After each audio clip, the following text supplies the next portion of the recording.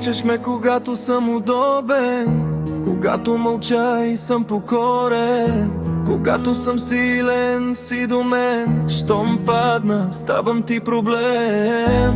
От малък уча този закон, да давам всичко без поклон, да нося тежко, да мълча, само да не си тръгнеш ти така. Се търсят думите точни, да не сбъркам пак, да не боли. Но колкото повече давам любов, толкова повече ме държиш. Това не е любов, условие. Обичаш ме само като няма конфликт. Не съм герой, утре никой в сърцето ми плаща. Ти си спокойна, не е любов, това е цена. Ако мълча, ако нямам вина, или ме искай такъв, какъвто съм, или си тръгвам. Вече не съм длъжен. Свикнах да оправям всичко и всички, да нося и чуждите лични битки. Ако си тъжна, вината е моя. Ако си студена, пак аз съм в строя. Когато не става с нежност и думи, се уча да ставам от камък и шуми. По-добре сам, отколкото малък, по-добре цял, отколкото пак счупен. Бащите нося в една и съща война. Единият моли, другият мълчи в тъга, и все губя себе си някъде там. Между остани и тръгвай сам.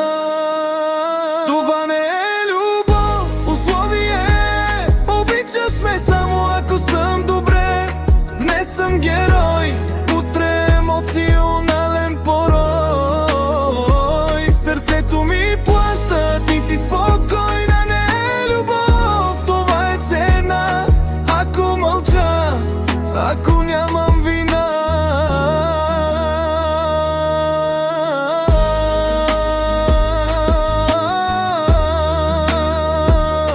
Или ме искай такъв, какъвто съм, или си тръгвам. Вече не съм длъжен.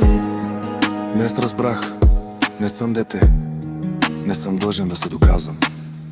Ако си тръгнеш, ще боли, да, но себе си повече няма да губя.